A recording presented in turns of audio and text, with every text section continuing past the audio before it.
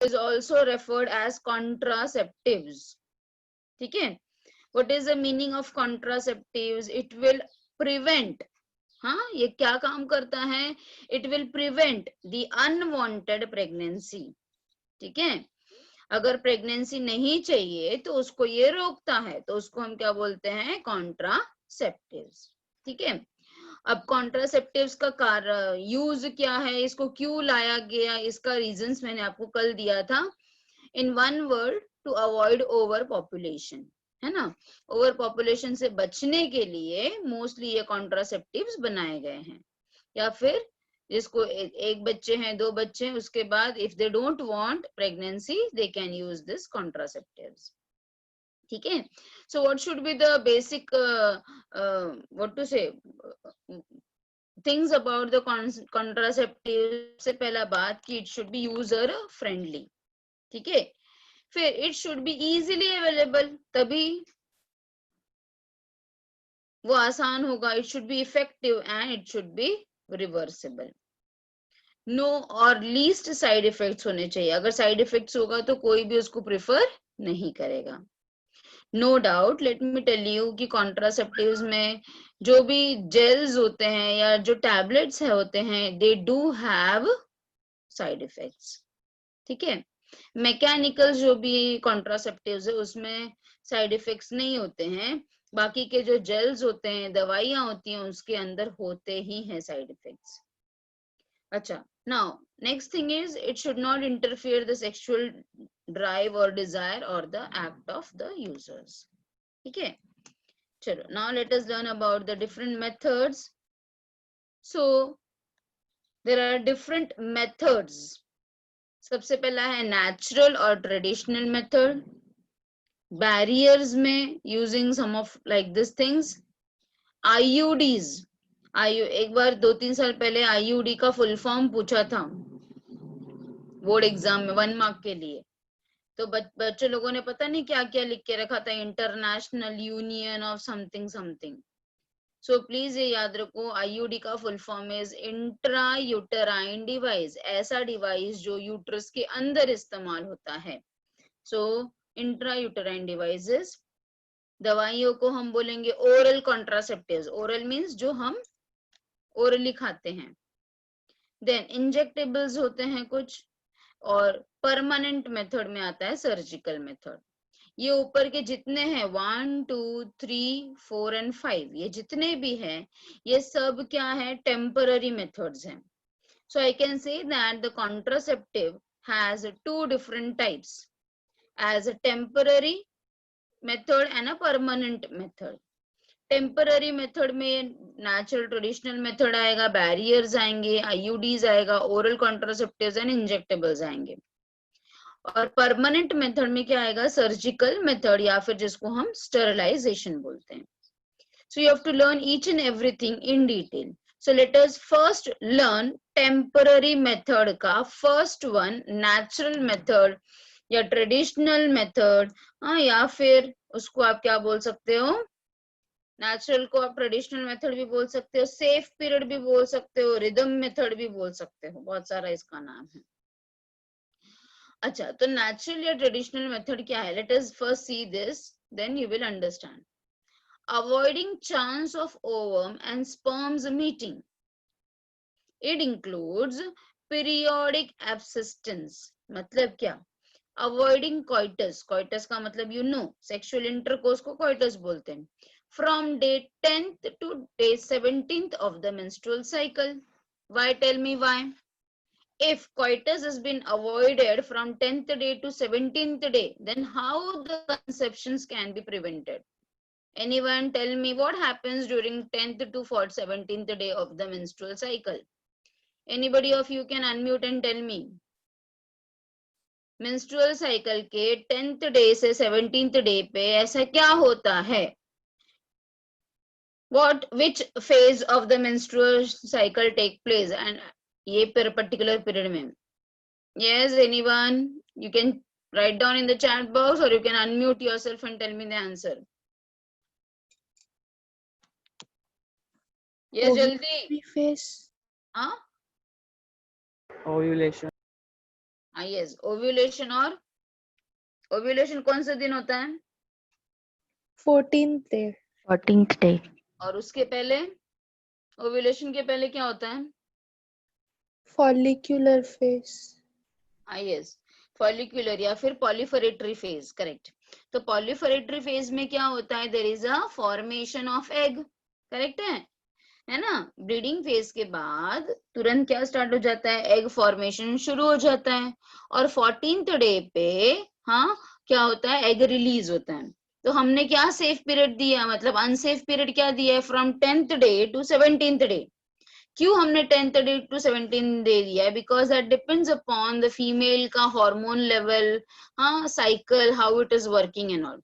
So to be on safer side, menstrual cycle का जो 10th day है, वहां से एग फॉर्मेशन हो रहा है 17th डे तक, इसको अनसेफ पीरियड बोलते हैं। अगर ये बीच में कोइटस हो रहा है तो there can be chances of getting conception. ठीक है। सो ये क्या है? नेचुरल मेथड है कि मतलब मेंस्ट्रुअल साइकिल को काउंट करके ये दिन को प्रिवेंट कर सकते हैं। पर ऐसा, ये जो भी नेचुरल मेथड्स है, they all are risky. Why risky they are? Because कि वी डोंट नो कि at what time the ovulation has taken place. तो कभी कभी 18th डे पे ओव्यूलेशन हो गया, तो अगर हार्मोन्स का कुछ प्रॉब्लम है, अप एंड डाउन है, तो कभी कभी 18th डे पे भी ओव्यूलेशन हो सकता है। सो these are the traditional methods. Next is the withdrawal or coitus interruptus. ठीक है। So it can be done with the male partner, that is withdrawing the penis, ठीक है, before ejaculation, withdrawing the from vagina before ejaculation to avoid insemination. What is insemination? Insemination का मतलब है putting inside the semen, called as insemination. So सीमेन अंदर ejaculate करने से पहले अगर पेनिस को विड्रॉ कर लिया जाए तो again this is a traditional method. Next is the lactation menorrhoea. ठीक है। मेनोरिया मीन्स रुकना, थोड़े दिन के लिए स्टॉप होना।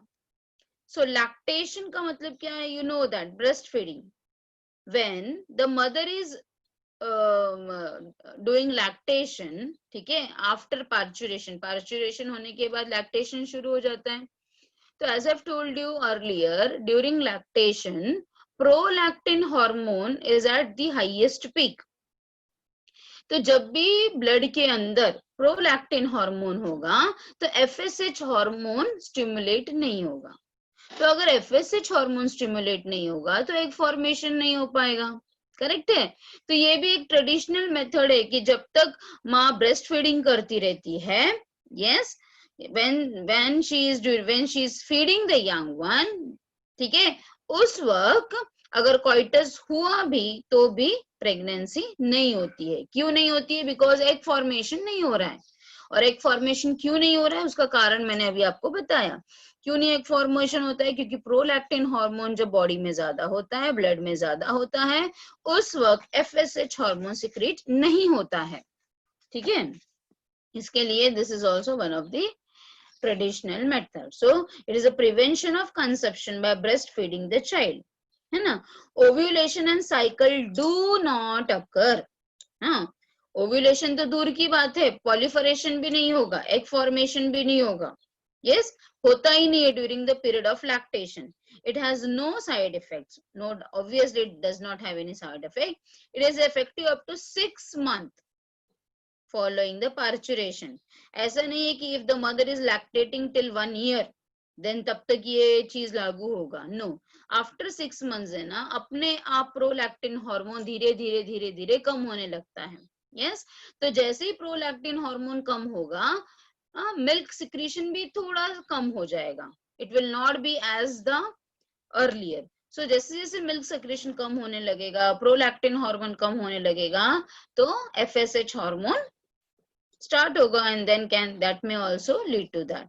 So chances of failure of these methods are also at a high risk.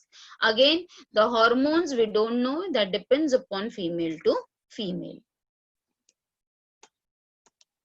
Next is, अभी barriers के अगर बात करेंगे तो ठीक है, बैरियर्स मतलब रुकावटें। स्पर्म को वजाइना के अंदर जाने से, वजाइना या फैलोपियन ट्यूब में जाने से रोकने वाला कोई तो चीज, that is the barriers. So in this what happen, in this ovum and sperms are prevented from physically meeting with the help of some barriers. You know that the fertilization always takes place in the what, ampulla and isthmus का junction में होता है, तो ampulla तक, fallopian tube तक पहुंचने ही नहीं देंगे स्पर्म को, वहीं पे बीच में कहीं तो रुकावट पैदा करेंगे.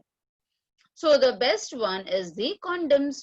ठीक है, what are condoms? They are made up of thin, maybe by rubber or the latex sheath, which are used to cover the penis in case of male as or the vagina. Yes, female condoms are also there. ठीक है, and cervix in the female.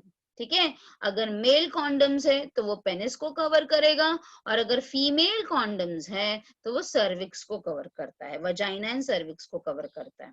Yes, so female condoms are covering vagina and cervix. तो क्या होगा, insemination तो होगा, insemination, ejaculation of सीमेन भी हो गया, बट उसका स्पर्म आगे तक पहुंच ही नहीं पाएगा, वहीं पे वो ब्लॉक हो जाएगा सारे स्पर्म्स.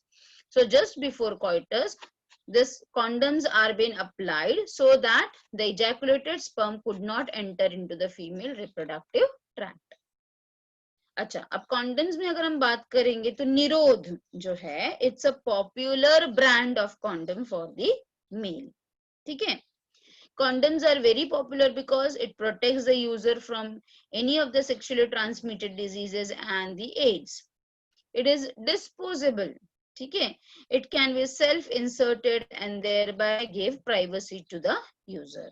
ठीक है, so these are the uses of the condom. Very clear?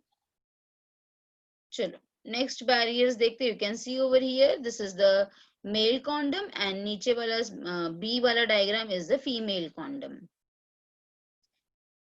So male condom on the penis and female condom in the vagina or the cervix.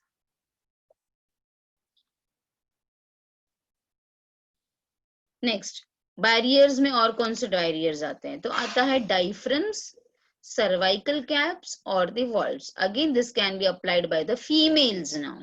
ठीक है, नॉट द मेल. मेल में मैंने अभी आपको, इसमें देखो जितने भी कॉन्ट्रासेप्टिव्स होते हैं ना, मोस्टली इफ यू सी ना, अब जैसे हम जैसे जैसे पढ़ते जाएंगे, mostly it is used by the females only. ठीक है, सो डायफ्राम्स जो है, डायफ्राम मतलब जो रुकावट कर रहा है. सर्वाइकल कैप समझ में आ रहा है नाम से, जो सर्वाइकल को कैप के जैसा ये हो रहा है. So it is made up of again rubber, those who are inserted into the female reproductive tract to cover the cervix during the coitus. What they will do, they will block the entry of sperm through the cervix. So again they are reusable, it is not disposable, it is reusable. ठीक है, और applying some chemical methods. तो chemical methods में आता है स्पर्मिसिडल creams, स्पर्मिसाइड्स. स्पर्मिसाइड्स को मतलब है स्पर्म को मारने वाला. तो ये किस कौन से हेडिंग में आ जाएगा, it will come under the heading of chemical means. Chemical means मतलब हम केमिकल का इस्तेमाल कर रहे हैं in the form of gels, in the form of jellies, in the form of cream. ठीक है, हाँ, तो जब हम स्पर्म को मारने वाला केमिकल यूज कर रहे हैं, जिसको हम क्या बोलते हैं, स्पर्मिसाइड्स. ठीक है, so they are usually used along with this barriers to increase their contraceptive efficiency. So इसमें क्या क्या आते हैं, as I have told you, chemical meals में स्पर्मिसाइड्स में आता है foam, tablets are available, jellies are available, creams are available, which are used by whom, which are used by the female partners. ठीक है, not by the male partners. ठीक है, तो female will apply this jelly और cream inside the vagina so that when insemination will take place all the sperm will automatically die. Very clear, समझ में आ गया सबको? Okay, now next topic is the IUD, very important for your board exam also. IUD, intrauterine devices. You can see a very figure which is showing somewhat a letter like T. ठीक है, तो it's very common, called as a copper T. या फिर उसको लाइप्स loop भी बोलते हैं, ठीक है। So this are been inserted by the doctors now, ठीक है, हम खुद से इसको इंसर्ट नहीं कर सकते, तो they are inserted by the doctors और by expert nurses in where in the uterus, uterus में इंसर्ट किया जाता है, no doubt through the vagina, ठीक है। नॉन मेडिकेटेड यूआईडीज भी होते हैं जिसको हम लाइप्स लूप बोलते हैं, this is the one which you can see on the screen. Copper releasing IUDs होते हैं, जैसे कॉपर टी होता है, हाँ, कॉपर 7 होता है, मल्टी लोड 375 होता है, ये नाम आपको याद रखना बहुत बहुत जरूरी है। हार्मोन रिलीजिंग यूआईडीज भी होते हैं, जैसे कि प्रोजेस्ट सर्ट या फिर LNG-20, ये प्लीज नाम याद रखो, ठीक है। सो नॉन मेडिकेटेड यूआईडीज में लाइप्स लूप है। कॉपर रिलीजिंग ऐसा यूआईडी जिस जो कॉपर रिलीज कर रहा है, तो उसके अंदर भी अलग अलग है, जैसे कॉपर टी हो गया which is very common, copper 7 multi loaded 375 and hormone release करने वाले ये नए LNG-20। अब हर किसी का अलग अलग फंक्शन है। अगर मैं ये लाइफ फर्स्ट वाले की बात करूंगी, लाइप्स लूप की बात करूंगी, तो it is just a plastic का डबल एस शेप लूप होता है, it is just like a plastic का एस शेप लूप होता है। ये काम कैसे करता है पहले ये समझना बहुत जरूरी है, लाइप्स लूप काम कैसे करता है।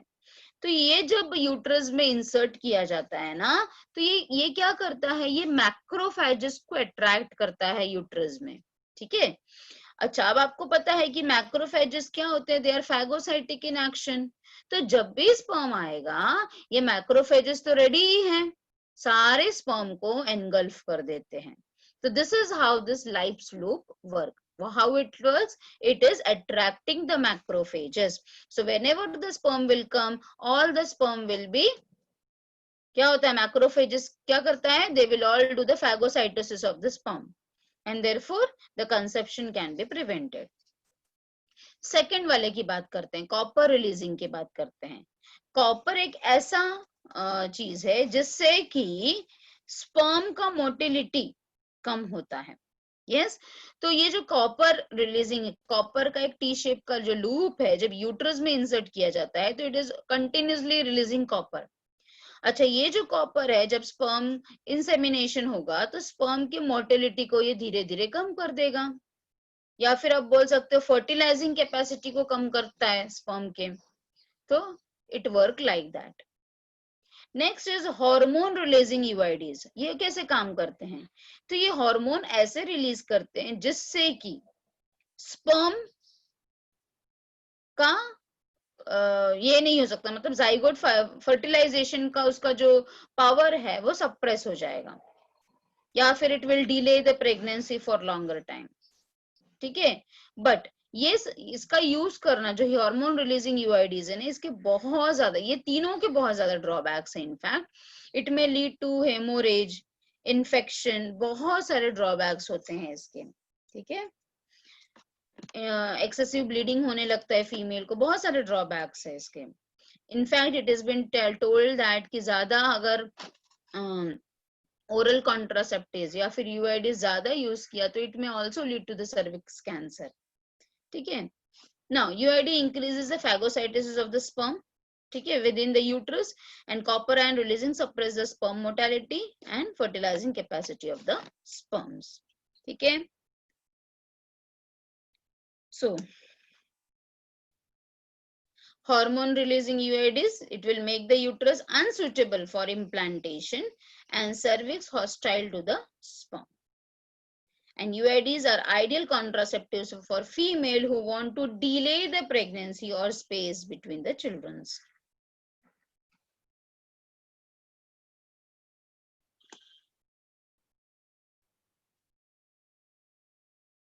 Next topic is about the oral contraceptives.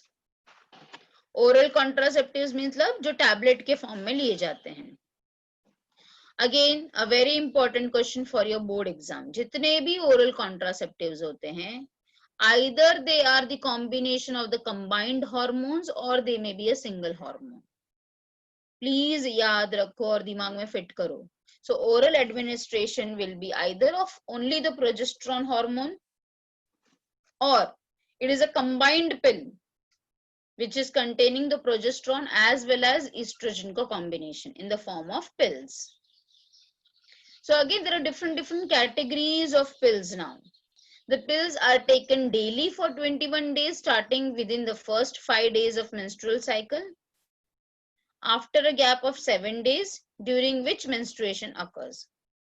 So it has to be repeated in the same pattern till the female desire to prevent the conception.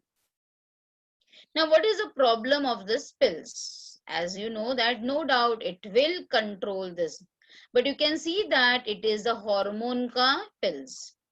So when you're taking unnecessary hormones in your body, सबसे पहला weight gain, and second because these are the steroid hormones, and second important thing is कि it may disturb the whole menstrual cycle. ठीक है? So they काम क्या करता है ये oral contraceptive? They inhibit the ovulation. Ovulation होने ही नहीं देता है. तो ना ovulation होगा, ना egg आएगा. तो अगर coitus हुआ भी तो fertilization के लिए egg नहीं होगा. ठीक है? Yes, as well as क्या करता है? Alter the quality of cervical mucus to prevent the entry of sperms. Pills are very effective with lesser side effects. ऐसे आपके book में दिया है. But I will say that yes, इतना ज्यादा ये नहीं है, but it should be avoided. Next is Saheli नाम का जो oral contraceptives है. It is very famous. So it is a new oral contraceptive for female. It contains non-steroidal preparation. Yes, non-steroidal preparation है इसके अंदर. It is once a week pill with very few side effects and high contraceptive value. इसके पहले मैंने आपको बोला था कि वो रोज लेने वाला जो ये था, ये देखो यहाँ पे pills are taken daily for 21 days. तो ये वाले पिल का जो नाम था वो पहले उसका नाम माला डी था. D means daily. Now a new pill has been आया है, that is called as a Saheli.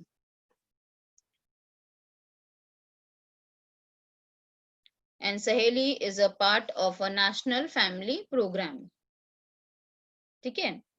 Now, next is the injectable one. Now, progesterone along or in combination with estrogen are used by female as injections or implants. Implants मतलब जो implant किया जा सकता है under the skin. या तो skin के नीचे implant करे, हाँ, या तो उसको skin के नीचे लगाए या फिर उसका injection ले. So their mode of action is similar to that of pill, and their effective periods are much more longer. So administration of this progesterone or the progesterone estrogen combinations or UID within 72 hours of coitus is very effective as emergency contraceptive, as they avoid possible pregnancy due to the rape or the casual unprotected intercourse. Very clear to all of you, beta? So ये जो है, you can see this, which one, the one which has been implanted, ये implanted वाला है जिसको implant किया जा सकता है. So it is looking like a matchstick. Matchstick के size का ही होता है. It is a very thin, tiny, as you can see the photo. It is thin, tiny rod, just a matchstick का size का होता है, which is implanted under the skin of upper arm. Upper arm जो है ना, वहां पे implant किया जाता है और इसका it can prevent the pregnancy for 3 to 4 years. ठीक है? नाउ आता है परमानेंट मेथड. परमानेंट मेथड में हम क्या करेंगे? हम सर्जिकल मेथड यूज करेंगे. तो परमानेंट मेथड में क्या होता है? There are two things. अगर हम मेन की बात करेंगे तो हम उसको बोलेंगे वैसेक्टोमी, पर अगर हम वुमेन्स की बात करेंगे तो उसको हम बोलेंगे ट्यूबेक्टोमी. अगर मेल का स्टेरिलाइजेशन होता है तो वैसेक्टोमी, अगर फीमेल का स्टेरिलाइजेशन होता है तो ट्यूबेक्टोमी. Very clear? सो क्या हो रहा है यहाँ पे? To block the gamete का transport or thereby prevent the conception. It is very effective but reversibility is very poor. मतलब वापस उसको ठीक नहीं किया जा सकता. एक बार कट हो गया तो ठीक नहीं होता. अच्छा, वैसेक्टोमी में क्या किया जा रहा है? In male, a small part of the vasa difference is removed or tied up through a small incision on the scrotum. ठीक है, स्क्रॉटम में एक छोटा सा इंसिशन देके, कट देके, हाँ क्या किया जा रहा है, वासा डिफरेंस को कट करके उसको टाई किया जा रहा है। तो क्या होगा, स्पर्म का जो पैसेज है उसको ब्लॉक कर दिया गया है। ठीक है, वैसे ही होता है ट्यूबेक्टोमी। फीमेल का जो फैलोपियन ट्यूब है उसको हम कट करेंगे और उसको टाई करेंगे। तो क्या हो गया, एग तो रिलीज हो गया, पर fallopian tube cut and tie है, तो स्पर्म भी नहीं आगे बढ़ पाएगा और ना एग आगे आ पाएगी। तो ये इसका इंसिशन कहाँ दिया जाता है, इन द एब्डोमेन और through the vagina also it is been done. तो you can see this photo. देखो ये मेल का वैसे आप देख सकते हो, यहाँ पे ये वासा डिफरेंस को कट किया और उसको टाई किया, कट किया टाई किया। वी नो दैट स्पर्म यहाँ पे फॉर्म होता है और यहीं पे उसका रास्ता रुक जाएगा। सिमिलरली ट्यूबेक्टोमी, अब देखो ये फैलोपियन ट्यूब है, हमें पता है कि यहाँ पे तो कहीं तो भी फर्टिलाइजेशन होता है, तो स्पर्म यहाँ से रिलीज होके स्पर्म तो आ रहा है पर यहीं पे रुक गया, सारा ब्लॉक हो गया, आगे नहीं जा पाएगा। So fallopian tubes are cut and tied, called as the tubectomy. So these are the permanent method or sterilization, and it is irreversible. Very clear, beta? So there are very side effects also of contraceptives. Just have a look. Okay? It may lead to nausea, means feeling of vomiting, abdominal pain, breakthrough bleeding, irregular menstrual bleeding, and breast cancer also. ठीक है, and अगर इसका ज्यादा इस्तेमाल किया गया females में तो it may lead to infertility, it's that is a major cause. ठीक है, ज्यादा इस्तेमाल करने से प्रेगनेंसी रहती ही नहीं है फिर कभी।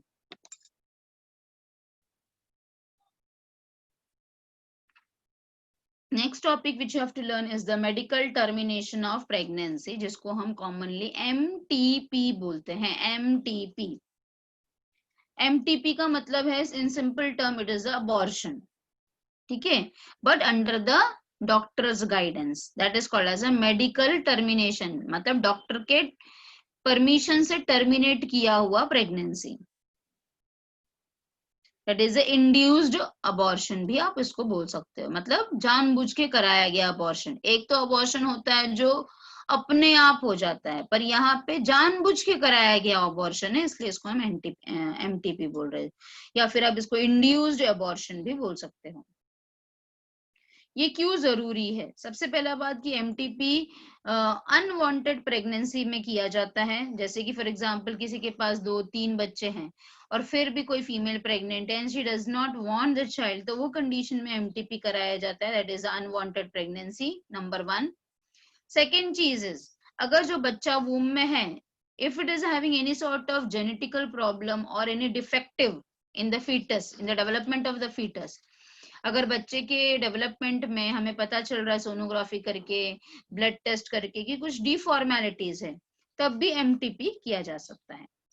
नेक्स्ट इंपॉर्टेंट थिंग है कि MTP कब करना चाहिए, तो MTP safe during the first trimester of pregnancy, उसके बाद MTP is not done.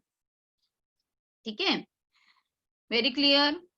So let us see over here now. So intentionally, हम जब खुद से कर रहे, वॉलेंट्रीली हमारे मर्जी से termination of pregnancy before full term is called as MTP।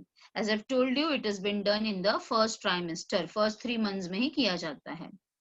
Nearly 45 to 50 million MTPs are performed in a year all over the world, which accounts to about 1/5 of the total number of conceived pregnancy in a year. MTP decreases the population, no doubt, though it is not meant for that purpose. ठीक है, अच्छा, because of emotional, ethical, religious and social issues, many countries have not legalized the MTP. Government of India has legalized MTP in 1971 with some strict condition to avoid its misuse. कौन से such restrictions are to check indiscriminate and illegal female feticides, which were reported to be high in India, है ना। बहुत सारे लोग को अगर पता चल जाता था कि if they are having a female fetus, baby girl है, तो they used to contact the doctor for doing MTP. Yes, तो इसको रोकने के लिए गवर्नमेंट ने यहाँ पे बहुत सारे एक्ट्स ये किए हैं. Now, as I've told you, importance of pregnancy, which can be asked in your exam. So, to avoid unwanted pregnancy due to casual intercourse or failure of contraceptive use during the coitus or rapes. Essential in case where continuation of pregnancy could be harmful to the mother or to the fetus or both. As I've told you, एक और point इसमें नहीं है, अगर बच्चे के अंदर कुछ डिफॉर्मेलिटीज है, डिफेक्टिवनेस है in the development of the fetus, तो भी MTP किया जाता है. फिर आप मुझे पूछोगे कि पता कैसे चलता है कि बच्चे के अंदर कुछ डिफॉर्मेलिटीज है, तो there are different test. Amniocentesis is one of the tests that you will be learning. Okay, so MTP are safe during the first trimesters. Second trimester abortions are very, very risky. So what are the problems related to this? Most of the MTPs are performed illegally. Misuse of amniocentesis. What is amniocentesis? मैं भी बताऊंगी आपको ये detail में. Amniocentesis से sex determination किया जाता था, पर एक्चुअली ये टेस्ट किस लिए बनाया गया है? To know any of the chromosomal deformalities in the child. मतलब बच्चे के अंदर कुछ क्रोमोसोम प्रॉब्लम है क्या, उसको डाउन सिंड्रोम है क्या, उसको क्राइडू चार्ट सिंड्रोम है क्या, कोई भी सिंड्रोम्स अगर है वो बच्चे को, तो उससे हम एमनियोसेंटेसिस से पता कर सकते हैं. I will explain you what is that in short. तो एक्चुअली एमनियोसेंटेसिस क्रोमोसोमल डिफेक्ट्स को पता करने के लिए बनाया गया था, बट उससे नो डाउट सेक्स डिटर्मिनेशन भी होता है, जेंडर पता चलता है. तो ये मिसयूज होता था ये एमनियोसेंटेसिस का, और उसके कारण ही MTP भी फॉलो होता था. So such practices are dangerous both for young mother and the fetus. ठीक है, चलो इसके पहले before telling you about this, I will explain you about the amniocentesis. Amniocentesis में क्या होता है, एक निडल, एक हॉलो निडल जो है ना, it is inserted into the uterus under the ultrasound guidance. ठीक है, सोनोग्राफी करते हुए क्या किया जाता है, एक निडल जो है इंसर्ट किया जाता है into the uterus to drag the amniotic fluid. जिसके अंदर बच्चा होता है उसको हम एमनियोटिक फ्लूइड बोलते हैं. अभी हमें पता है कि वो बच्चा है, वो जो एमनियोटिक फ्लूइड है उसके अंदर एमनियोटिक सेल्स होते हैं. तो जब हम ये एमनियोटिक फ्लूइड को ड्रैग करते हैं इनटू द सिरिंज, तो क्या होता है कि उसके साथ एमनियोटिक सेल्स भी विड्रॉ होते हैं. तो जो ये एमनियोटिक सेल्स है ना, उससे हम कैरियोटाइप बना सकते हैं बच्चे का. कैरियोटाइप का मतलब क्या होता है कि हम उससे क्रोमोसोम में क्या कुछ प्रॉब्लम है क्या, कोई भी एक्स्ट्रा क्रोमोसोम है क्या, उसको हम कैरियोटाइप बोलते हैं. क्रोमोसोम का जो पैटर्न होता है उसको हम कैरियोटाइप बोलते हैं.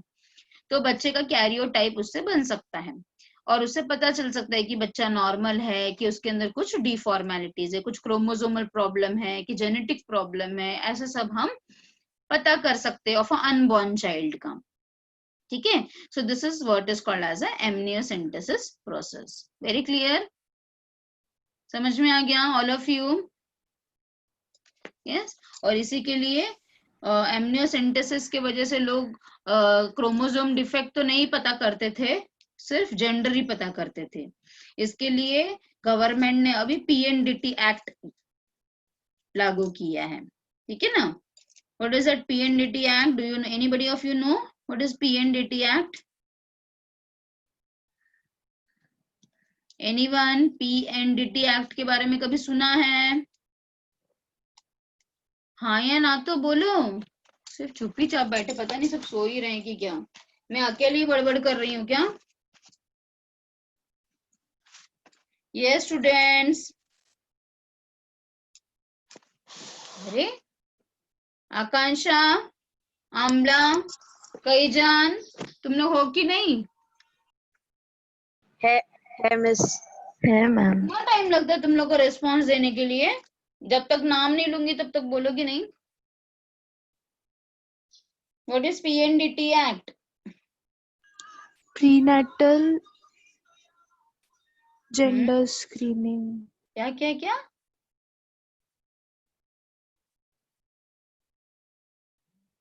यस बोलो। मिस वो क्या है नहीं मालूम, बट जेनेटिक सेक्स डिटर्मिनेशन के लिए हाँ यस, सेक्स डिटर्मिनेशन को रोकता है कि करवाता है? रोकता रहेगा, रोकता कर है। रहेगा। रोकता है। अच्छा ठीक है, तो you will be finding and telling me what is PNDT act. ये लेक्चर के बाद तक सोचो और मुझे बताओ। चलो अभी नेक्स्ट कौन? टॉपिक। आप ही लोग, आप बताओ या कोई भी बताए, कोई भी बताएगा तो भी चलेगा। Now, next topic which we are going to learn is about the sexually transmitted diseases. अभी सेक्सुअली ट्रांसमिटेड डिजीजेस में आपको दो ही डिजीज पढ़ने के लिए है, ठीक है? एक है सेफाइलिस और दूसरा है गोनोरिया। ये दो ही आपको पढ़ने के लिए है। But wait, so diseases transmitted through sexual intercourse are called as a sexually transmitted diseases. इसको हम वेनेरियल डिजीज भी बोलते हैं, सो वीडी भी बोलते हैं, या फिर रिप्रोडक्टिव ट्रैक्ट इन्फेक्शन भी बोलते हैं, आरटीआई भी बोलते हैं, ठीक है? उसके एग्जांपल्स आप देख सकते हो, बहुत सारे, गोनोरिया है, सफाइलस है, हर्पीज है, बहुत सारे हैं।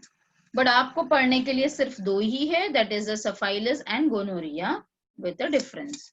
एक बहुत अच्छा सा टेबल दिया है आपके टेक्स्ट बुक में with a difference. Hepatitis are also been transmitted. Hepatitis B and HIV are also transmitted by, by that sharing of injections, needles, surgical instruments, blood transfusion, या फिर infected mother to the fetus. अच्छा, अब इसमें से कौन सा curable है? सिर्फ हेपेटाइटिस बी को छोड़ दो, हर्पीस को छोड़ दो और एचआईवी को छोड़ दो। ये तीनों को छोड़ दिया जाए तो बाकी के जितने आपने देखे वो सब क्यूरेबल है। सिर्फ ये जो तीन है, दे आर नॉट क्यूरेबल, ठीक है? हर्पीस तो आपको पता है कि नॉर्मली भी लोगों को होता है, mostly on the back side होता है। उसको कॉमनली बोला जाता है नागिन डिजीज, ठीक है? जो कॉमन वर्ड है वो मैं बता रही हूँ, पर वो तो जनरली नॉर्मली लोगों को चेस्ट रीजन पे होता है, या फिर माउथ में होता है, या फिर व्हाट टू से ऑन द बैक भी होता है। हाँ, पर वो जो होता है वो ठीक भी हो जाता है। हाँ, बट ये जो जेनाइटल हर्पिस है ना, जो जेनाइटल ऑर्गन में होता है, वो ठीक नहीं होता है। Very clear? तो उसके सिम्टम्स क्या क्या होते हैं? Itching, fluid discharge, slight pain, swelling in the genital region, absence or less significant symptoms in the early stages of infection, and social stigma attached to the STDs deter the infected person from going for proper treatment, है ना?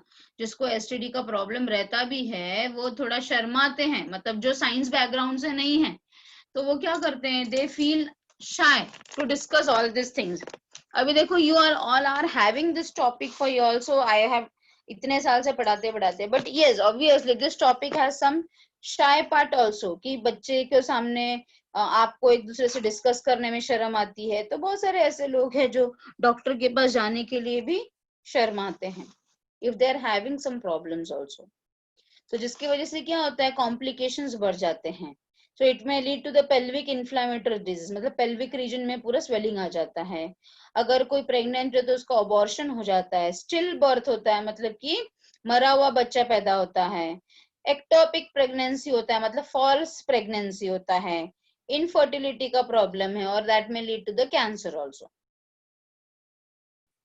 All persons are vulnerable to STDs. These are very high among person in the age group of 15 to 24 years. क्या है इसका prevention? Avoiding multiple sex or sex with the unknown partners. Using the mechanical contraceptives like the condoms. In case of doubt, go to the doctors for detection and diagnosis of the disease. Very clear? अच्छा, तो I will share the text book for you to discuss about that. Just a minute है बेटा, sorry.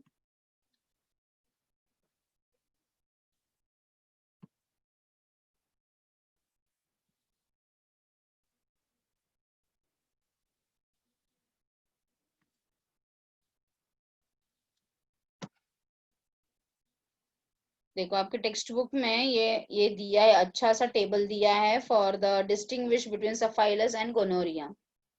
सफाइलस का causative agent क्या है? दोनों भी bacteria के वजह से होता है. Yes, both the disease are because of this bacteria. सबसे इंपॉर्टेंट बात है कि दोनों भी ठीक हो सकता है. This is because of the treponema pallidum, और ये गोनोरिया की वजह से होता है. इसका इंक्यूबेशन पीरियड मतलब कितने दिन तक रहता है? It is 3 to 4 weeks. यहाँ पे गोनोरिया मेल में up till 14 days and female में 21 days तक. उसका साइट क्या है इन्फेक्शन का? Genital, rectal also and oral region also.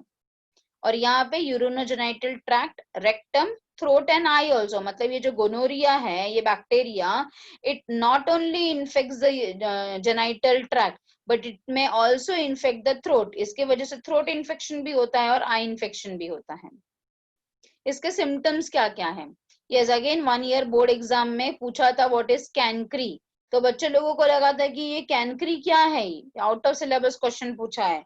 हाँ, ऐसे आप देखोगे तो आपको लगेगा, अगर ऐसे ही मैंने आपको क्वेश्चन पेपर बना के दे दिया व्हाट इज कैनक्री, तो आप सोचोगे ये वर्ड कहाँ से आया है. पर कैनक्री का मतलब होता है प्राइमरी लेशन. लेशन का मतलब क्या होता है? ऐसा घाव के जैसा होना. जैसे चोट लगती है तो कैसे हमें लाल हो जाता है, रैशेस, थोड़े छोटे फुटे फोड़ी आना. तो सफाइलस होने पे प्राइमरी लेशन जो होता है उसको कैंक्री बोला जाता है. जहां पे भी इन्फेक्शन हुआ है ना, वहां पे रेडनेस हो जाएगा, इचिंग होगा, छोटे छोटे ब्रिस्टल्स जैसे आ जाएंगे. So chancre is formed on the external genital skin, rashes, mild fever होगा, inflamed joints, loss of hair, paralysis, degenerative changes occurs in the heart and the brain also. ठीक है, ये सारे इसके सिम्टम्स हैं. Let us talk about the symptoms for gonorrhoea. यहाँ पे अगर मेल में है तो blockages, partial blockages of urethra and reproductive tract, pus from penis, pain and burning sensation during urination और आर्थराइटिस एक्सेट्रा होना. फीमेल में है तो पेल्विक का इन्फ्लेमेशन हो रहा, हाँ, स्टेरिलिटी होना, आर्थराइटिस हो रहा. The child, children born to infected mother suffer from, yes this is very important. हाँ, अगर कोई फीमेल प्रेग्नेंट है और प्रेगनेंसी के टाइम पे उसको गोनोरिया हो गया बाई चांस, ठीक है, तो उसका जो बच्चा होगा ना, हाँ, उसका जो बच्चा होगा it will surely suffer from gonococcal ophthalmia, means eyes में प्रॉब्लम. हाँ, gonococcal vulvovaginitis of girl before puberty.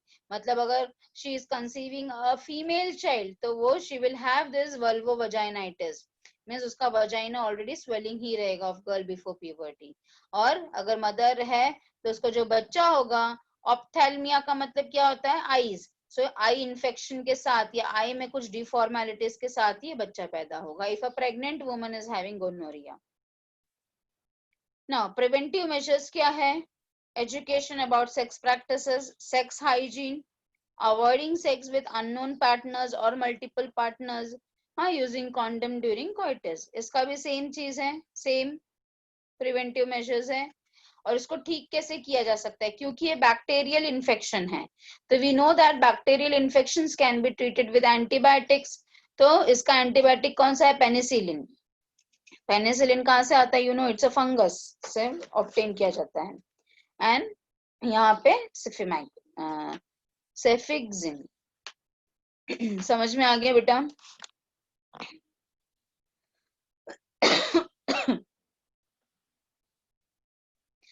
Next topic is about the infertility. ठीक है, इनफर्टिलिटी में आपको पहले पढ़ने के लिए आईवीएफ. आईवीएफ का मतलब ही टेस्ट ट्यूब बेबी होता है. यस, टेस्ट ट्यूब बेबीज को ही आईवीएफ बोला जाता है.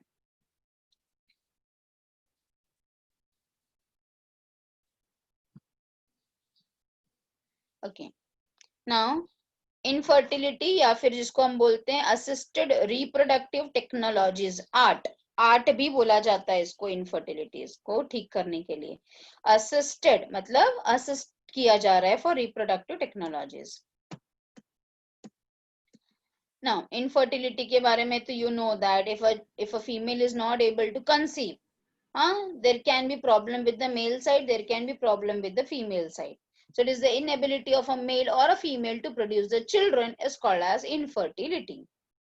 The reason for this may be either physical, congenital, disease, drugs, immunological or physiological. There can be n number of reasons for infertility. Specialized healthcare units help in diagnosis and correcting the corrective treatment for this disorders. So there are different types which you have to learn. सबसे पहला है IVF, इन vitro fertilisation. हम art के बारे में पढ़ रहे हैं कि असिस्ट कैसे किया जा सकता है। तो असिस्टिंग में सबसे पहला है IVF, which is also called as a test tube baby programme. फिर आपको पढ़ना है gift, GIFT gift, gamete intra fallopian transfer. फिर है ICSI, intra cytoplasmic sperm injection. फिर है AI, artificial insemination. Next is surrogacy, और भी इसके अंदर नहीं है। ZIFT भी है, ZIFT इसमें नहीं दिया गया है, ठीक है, वेरी क्लियर। और एक नहीं है, IUI टेक्निक नहीं है जो आपके टेक्स्ट बुक में है। हाँ, तो इसमें 2 नहीं है, हाँ, और बाकी ये सब आपको है। तो पहले हम IVF की बात करते हैं। सो IVF क्या है? In vitro fertilization. In vitro का मतलब है बॉडी के बाहर, है ना। सो इन दिस मेथड क्या होता है, ओवा फ्रॉम वाइफ और donor and sperm from the husband donor are collected, और उसको जाइगोट बनाया जाता है इन द लेबोरेटरी, यस, और फिर बाद में उसको एम्ब्रियो को ट्रांसफर किया जाता है। तो अगेन एम्ब्रियो ट्रांसफर में 2 टेक्निक है, या तो जाइगोट इंट्रा फैलोपियन ट्रांसफर जिसको ZIFT बोलते हैं हम लोग, that is transfer of zygote or early embryo up to 8 blastomere into the fallopian tube, या फिर intrauterine transfer IUT, transfer of embryo with more than 8 blastomeres into the uterus। या तो fallopian tube में कर रहे हैं तो ZIFT बोलेंगे, अगर यूट्रस में कर रहे हैं तो UIT बोलेंगे। Embryos formed by in vivo fertilization also could be used for such transfer to assist those female who cannot conceive, ठीक है। इन विट्रो मतलब बॉडी के बाहर, इन विवो मतलब बॉडी के अंदर। नेक्स्ट है गिफ्ट। गिफ्ट में क्या होता है, transfer of ovum from donor into the fallopian tube of another female who cannot produce the ovum but can provide suitable environment for fertilization and development. So this is the gift. Next is ICSI, intracytoplasmic sperm injection. You can see over here, it is a laboratory procedure in which a single sperm from male partner is injected directly into the egg from female partner, then the fertilized egg is implanted into the woman's uterus. Yes, this is the ICSI. Next is artificial insemination में क्या किया जा रहा है, the semens are collected from husband or a healthy donor is artificially introduced into the vagina or the uterus, तो उसको हम IUI technique बोलते हैं, intrauterine insemination. This technique is useful for male partners having inability to inseminate female or low sperm count etc. ठीक है। Next, अगर ये सब नहीं हो सकता तो surrogacy is the best option. Surrogate mothers, है ना, अ वुमेन जिसको हम सरोगेट मदर बोलते हैं, she can bear the child for a couple which is unable to produce the children. क्यों नहीं बच्चा पकड़ सकते? Because the wife is infertile और अनेबल टू कैरी। तो surrogacy is impregnated either through artificial insemination or through implantation of an embryo produced in vitro fertilization. सिर्फ वो 9 months के लिए बच्चे को पालेगी, बाकी कुछ नहीं. So there are again problems for that. अगर सरोगेसी भी नहीं करना है तो बेस्ट ऑप्शन क्या है? एडॉप्शन, है ना. सो एडॉप्शन क्या है? It is a legal process by which couples और अ पैरेंट, सिंगल पैरेंट भी कर सकता है.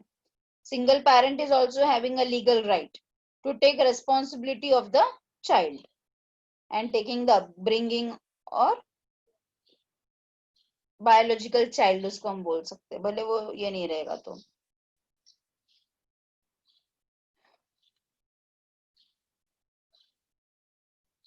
So what are the problems of ART? It requires high precision handling.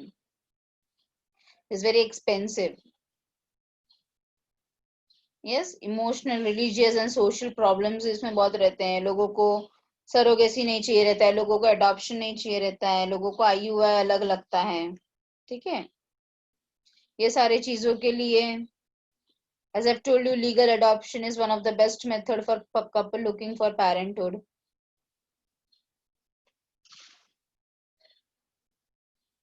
Yes, there is one more thing I missed, that is a sperm bank or semen bank. Yes, तो जैसे blood bank होता है वैसे सीमेन bank होता है जहाँ पे sperm store किए जाता है by cryopreservation method.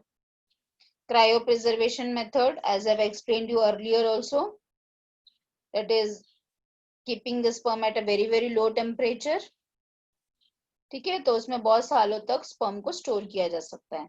So healthy male can donate the sperm also. That is called as a sperm bank. Very clear. So with that, this particular topic has been finished. Yes. Now I want all of you to open your notebook to show me the homework. Open your notebook to show me the homework.